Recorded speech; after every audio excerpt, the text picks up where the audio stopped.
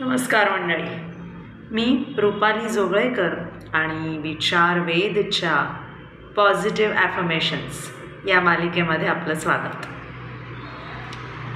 आजचा मंत्र तुम्ही तुमच्यासाठी योग्य असा कोणताही लिहा. तुम्हाला आवडलेला, तुमच्या आजच्या दिवसासाठी योग्य असा कोणताही. स्वतःची ॲफर्मेशन्स लिहिताना ती वर्तमान काळात लिहा आणि नाही शब्द त्यात टाळा. आत्तापर्यंत आपण जनरल ॲफर्मेशन्स पाहिली, बरोबर? आता स्पेसिफिक स्वतःच्या गरजेनुसार, त्या दिवसाच्या परिस्थितीनुसार आपले ॲफर्मेशन्स लिहा. आणि त्यासाठी या खालच्या स्टेप्स बघा. 1. एखादा प्रसंग निवडा. 2. त्या प्रसंगात तुम्ही कोणती विचार साखळी तयार करता ते लिहा. आणि 3. ते विचार कोणत्या विचारांनी, पॉझिटिव्ह ॲफर्मेशन्सनी बदलायचे ती ॲफर्मेशन्स लिहा. उदाहरणार्थ, तर प्रसंग, गाडी लागली. मला खूप गाडी लागायची. आता ह्या सगळ्या प्रसंगामध्ये मी विचारसाखळी कशी तयार करायची बघा. मला कोणतीही गाडी लागते. प्रवास करणं म्हणजे संकट. गोळीमुळे प्रचंड झोप येते. प्रवास करायचा म्हणजे 2 दिवस आधीपासूनच मला टेन्शन येतं आणि नंतरचा 1 दिवस पण मला वाया जातो.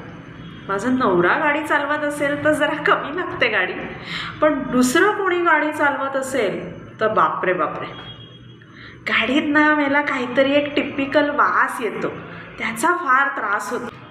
आणि रिकाम्या पोटी प्रवास केलेला बरा, त्यामुळे जरा मला त्रास कमी होतो.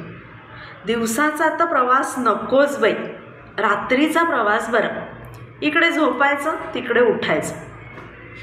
दिवसाचा प्रवास म्हणजे मी जिकडे बसली आहे नेमकं तिकडेच मेलं ऊन येतं आणि अजूनच मेला त्रास होतो. माझी आजी, आई, मावश्या, बहिणी सगळ्यांनाच मेली गाडी लागते.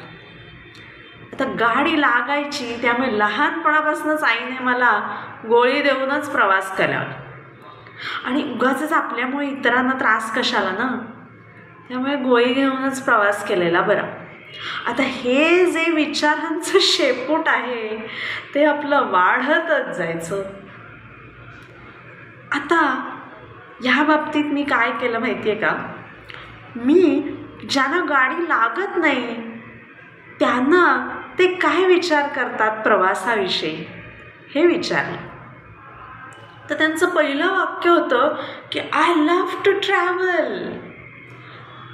आता हे जे सगळे विचार होते ते अनकॉन्शियसली करत होते, पण ते विचार मी पॉझिटिव्ह ॲफर्मेशन म्हणून कॉन्शियसली निवडते.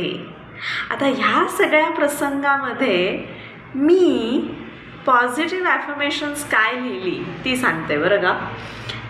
मला प्रवास करायला खूप आवडतो. गाडी कोणतीही असू दे, ती कोणीही चालवत असू दे, माझी सीट कोणतीही असू दे, AC चालू असू दे नाहीतर बंद असू दे, मी उन्हात बसलेली असू दे नाहीतर सावलीत असू दे, रस्ता सरळ असू दे किंवा घाटांचा असू दे, खड्ड्यांचा असू दे किंवा चकचकीत हायवे असू दे, प्रवास रात्रीचा असू दे किंवा दिवसाचा असू दे, पोट रिकामं असू दे नाहीतर भरलेलं असू दे, कसलाही वास येत असू दे, मला प्रवास करायला डोंगर, दऱ्या, पळणारी झाडं, रस्त्यात येणारी गावं, माणसं बघायला आवडतं. प्रवासाच्या 2 दिवस आधीपासूनच मी आनंदात असते. प्रवासाविषयी एक्सायटेड असते. प्रवास करताना, प्रवास झाल्यावरही मी एकदम फ्रेश आणि एनर्जेटिक असते.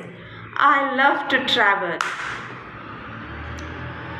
आपली ॲफर्मेशन्स जी आहेत ती लिहून काढा.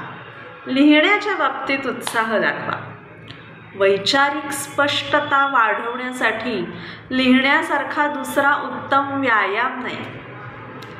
कधी काळी इथे 22 किलोमीटरवर राहणाऱ्या माझ्या भावाकडे जाताना सुद्धा गोळी घेऊन प्रवास करणारी मी आज दिवसाभराचा सलग 12 तासाचा घाटाचा खड्डे असलेल्या रस्त्याचा प्रवास गोळी न घेता करू शकते. हे शक्य आहे. ह्याविषयीची सविस्तर गोष्ट मी तुम्हाला नंतर सांगेन. आता ही जी ॲफर्मेशन्स आहेत, ही पॉझिटिव्ह ॲफर्मेशन्स मी जवळपास 3 वर्ष जपते आहे. आणि त्यामुळे कोणत्याही ॲफर्मेशन्सचा जप करताना थोडा पेशन्स ठेवा, सातत्य ठेवा आणि सर्वात महत्त्वाचं म्हणजे विश्वास ठेवा स्वतःवर. तुम्हाला खूप खूप शुभेच्छा. हा व्हिडिओ आवडला तर जरूर लाईक, शेअर आणि सबस्क्राईब करा. धन्यवाद.